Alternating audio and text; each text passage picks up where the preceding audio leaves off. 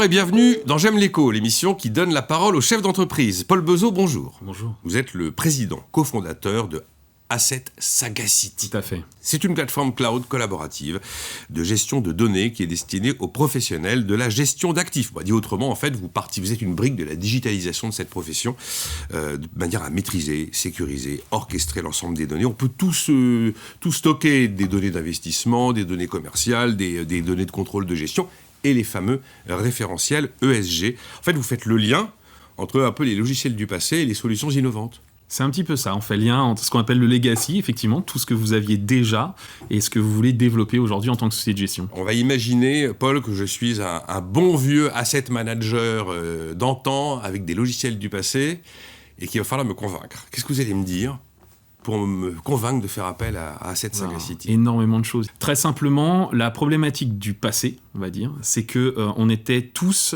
esclaves des briques qu'on achetait ou des fournisseurs avec lesquels on travaillait. Les logiciels, tout ça. Les logiciels, les fournisseurs, votre asset serviceur. Ouais. La problématique, c'est que les faire fonctionner les uns avec les autres était quelque chose de compliqué. Et Asset Sagacity, c'est une plateforme qui va vous permettre de brancher l'intégralité de vos fournisseurs et de vos outils à un endroit qui va se prendre en charge le transport des données et la sécurisation de ces données. Donc, la gestion. Et la gestion. Et tutti quanti. Exactement. Et donc, c'est facile d'utilisation? Oui, c'est assez simple. Ou est-ce qu'il faut 6 mois de formation pour un vieil asset manager comme moi? Non, justement, l'idée, c'est que nous venons du monde de l'asset management. On ne travaille que pour les asset managers et les départements d'investissement de mutuelles ou d'assurance. Donc, c'est des gens qui, quand même, ont des métiers qui sont très proches de l'asset management. Donc, on connaît extrêmement bien ce domaine et c'est ce qui nous permet, justement, de fournir des outils qui ne conviennent qu'à eux. Voilà, la différence avec un éditeur de gestion de données généraliste qui, lui, va aller s'occuper aussi bien d'Haribo que d'une banque. Nous, on adresse ce problème. Et alors, la plus-value que j'ai en tant que gérant d'actifs, si je fais appel à vous, vous allez me dire, je vais gagner du temps, pouvoir me concentrer sur les missions essentielles, enfin, les réponses classiques quand on digitalise, quoi. Alors, oui et non. C'est-à-dire que le temps, effectivement, c'est surtout du temps homme que vous allez gagner parce que tous ces vieux systèmes, toutes ces vieilles façons de travailler, de communiquer sont chronophages parce que vous avez des manipulations manuelles. Vous avez, faut invertir de colonnes, faut changer le nom des pays. Est-ce que ça va me rendre plus intelligent et plus... Voilà, l'intérêt, ça va être ça. Voilà, meilleur. Exactement. L'intérêt, c'est qu'on lance énormément de sujets sur l'IA, sur le RPA, donc tout ce qui est Robot Process Automation. Nous, en fait, on est la brique qui va permettre de mettre en place ce genre de choses. Si vous ne gérez pas vos données, ça ne sert à rien de vous lancer dans de l'IA. Ah ben on est d'accord. Voilà. C'est pas la peine d'empiler des données comme on empile. Exactement. Nous, on est la rampe de lancement et après, vous pouvez acheter des fusées. En fait, le message qui est le vôtre, c'est de dire aux investisseurs, enfin aux professionnels de l'investissement, changez. Changez parce que l'extra-financier n'est plus négociable et vous devez l'introduire dans vos réflexions sur l'ensemble de votre stratégie d'investissement parce que les sources de données explosent et qu'un cerveau humain ne peut pas les gérer. C'est ça. C'est exactement ça. C'est-à-dire qu'aujourd'hui, vous ne pouvez pas demander à un analyste, en plus des données financières qu'il compulse déjà, de rajouter 1 millier de points de données sur chaque critère, qui soit écologique, social, des critères de gouvernance ou même après des critères maison. Parce que on voit bien que l'ESG, c'est une matière en pleine construction et les sociétés sont en train de voir comment modéliser ces aspects en fait dans leur investissement. Et puis il y a un autre point que vous rappeliez, c'est que ce n'est pas une préoccupation de la décision d'investissement. On n'est plus dans un monde où maintenant, au moment d'acheter une valeur, on doit regarder des critères extra-financiers. On est dans un monde où maintenant l'extra-financier doit passer tout au long de la chaîne jusqu'au reporting réglementaire client. Donc vous ne pouvez plus vous contenter de dire l'analyste, lui, il regarde dans son coin et il va dire à mon gérant faut acheter telle valeur parce que dans son secteur c'est une des plus vertes ou une des plus vertueuses, une des plus durables.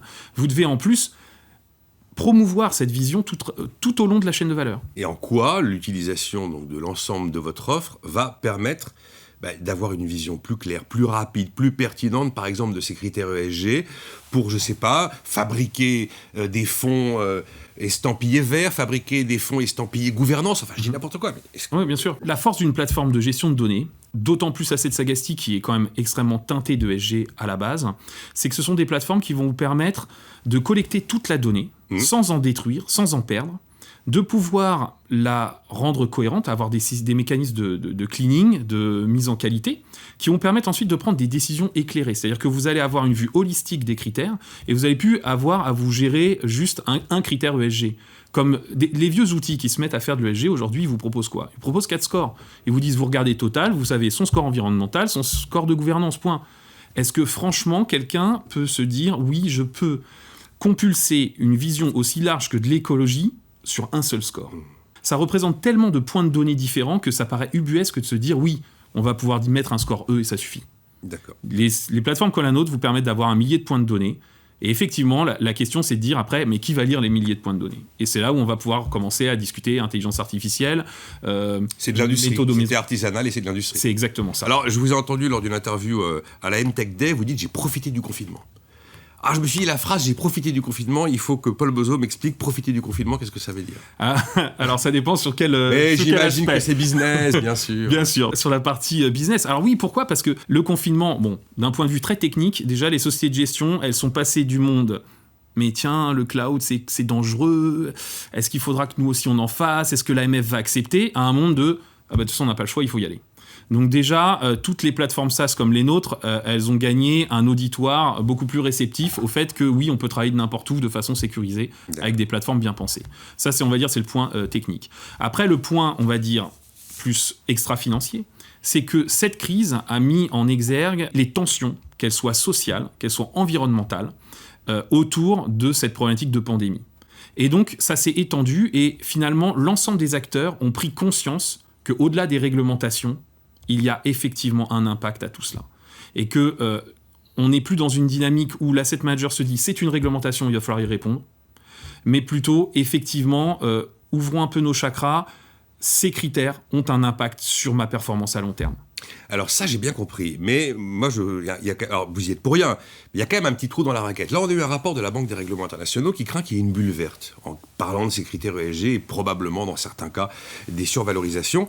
Et toute l'intelligence artificielle de la planète, toutes les plateformes collaboratives ne sont pas aujourd'hui en capacité de répondre à la question clé qui est « Ok, on cible l'ESG, mais comment est-ce qu'on audite, comment est-ce qu'on certifie, on valide, on chiffre les engagements des entreprises pour être sûr qu'ils soient réel. Et là, je vous demande pas de m'apporter une réponse, mais non, le après, sujet est là une quand piste même. de réflexion, on est clair, du greenwashing, il va y en avoir. Je veux dire, c'est un sujet qui est porté par la réglementation auprès de certaines sociétés. Vous en avez qui font de l'ISR depuis 15 ans, vous en avez qui s'y sont mis depuis peu de temps, et il y en a qui sont convaincus, d'autres qui, quelque part, le font par obligation. Ouais. Les clients demandent, les clients sont demandeurs. Les clients sont demandeurs, il va y avoir du greenwashing, et là où je vous rejoins, c'est que c'est toute la chaîne de valeur. On ne peut pas demander à l'asset manager de porter à lui seul la problématique ESG. Oui, on est d'accord. La société doit le prendre en compte, la société émettrice de dette. Et là, il y a eu des travaux qui ont été faits. Je pense à Patrick de Combourg qui a fait un certain nombre de préconisations sur comment réintégrer, par exemple, dans les comptes d'une société, ces aspects qui soient verts. Moi, je grossirais en disant les aspects aussi sociaux. On parlait, par exemple, du... Il faut bien prendre les 3 lettres etc. en compte. Il n'y a pas que le vert. Exactement. Et moi, c'est plus ça que j'ai trouvé positif durant le confinement, c'est que les gens ont arrêté de nous parler uniquement du vert et ont commencé à s'intéresser au social et à la gouvernance. J'ai une question, bon, pour terminer, une question qui...